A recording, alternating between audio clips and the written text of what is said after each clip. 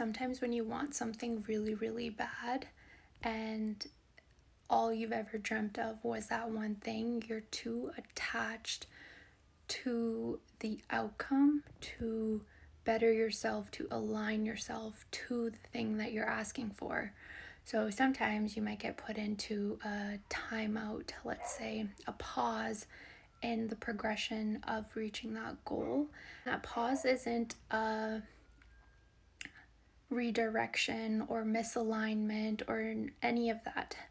You'll come to terms with, even months go by or years go by, you might feel like, okay, I'm changing course. It's something, that course wasn't meant for me or wasn't supposed to go down that way. That might not be the case. When you feel super attached to the outcome of the thing that you're desiring, more than not likely you're bypassing a lot of the inner work that needs to be done to get to that goal and to be that person or that version of yourself. So when you feel like you're in this redirection or timeout zone, you're learning lessons and you're learning and improving yourself, your thinking, your way of being, to better align yourself to what you're asking for. Sometimes along the way, some things could have happened where you weren't able to put the amount of energy, focus, and attention you needed to get to that goal. And that redirection or that timeout phase is just so that you can gather yourself, heal what you've gone through, and be better able to align your energy in a healed energetic way instead of this fragmented way.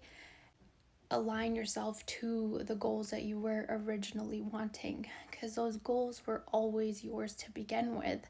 But sometimes these misdirections or like this, it can feel like a misalignment to what you've been wanting and what you've been striving for.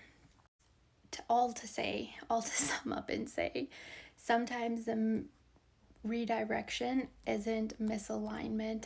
It's actually bringing you back to the path of being aligned, fully in flow state, ready to go, and with more energy, with more understanding, more wisdom, more light, to get to that goal that you were originally intending to get to.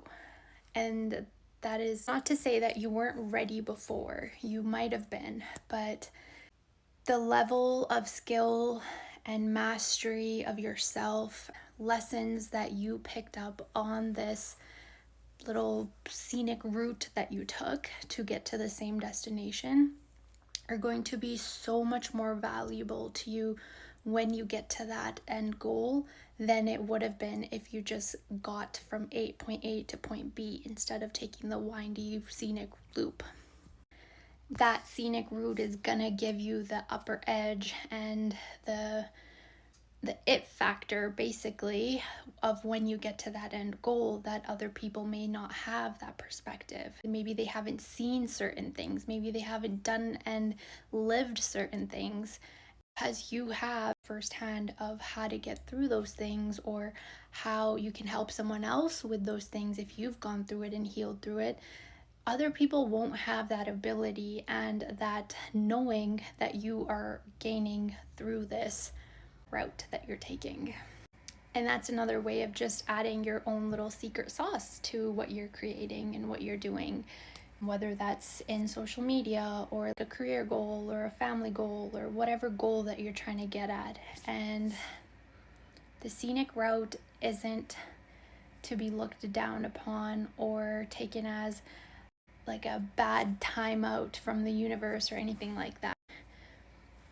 There's a lesson in that too. There's a lesson and a blessing, shall I add, in that redirection. You might not understand how much value that actually has. 4 on the timer when I look at that, and 777 on my shirt, if those numbers are popping up around you. But there will come a time where you'll look at it, see the paths merging back together. You're not going to understand how it happened, what the hell just happened, and you're just going to know what you went through, the things that you've gone through this redirection were exactly what you needed to learn so that you could get redirected from the universe back onto your aligned path that you were originally meant to be on. If you've been seeing 444 or 777 everywhere, this message might be for you. And I know I haven't been making videos for the last couple weeks. I've had finals and a lot of studying, and I just haven't had the time, and I'm working. I literally just haven't had the time or the inspiration to create or even put out a message at all. And I'm not sure if anybody was liking the card pull that I was doing, so I kind of just went radio silent for the last couple weeks. I apologize for that. I will be back, and I've been meditating more, so I'm able to stay grounded more and I guess get the intuitive nudges of what maybe needs to be shared, what might be helpful to you in a lesson or just a learning curve. On that note, let's actually do a card pull. Just so that okay, shuffling the cards. It's a new card deck that I got from my sister, so I'm super excited about using this one. Weekly energy of this week. Week energies for the people watching this. Week's energy for the people that will be watching this. Just one card, please. Week's energy. Alright, 7 of Cups. It's giving very much like snakes and ladders game type of situation. This week can have a lot of twists and turns. It all depends on how grounded you are to be able to strategically make moves to move up and out of danger or go right into a snake nest type of situation. If you strategically like time it, you can go up the ladder where you're at safety, when you're safe.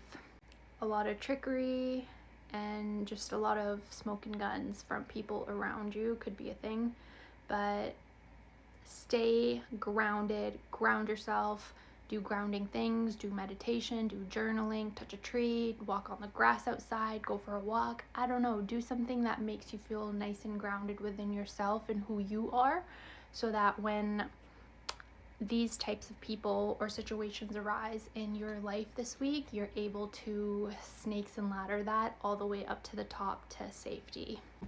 Well, that's it. I will see you next week. Bye.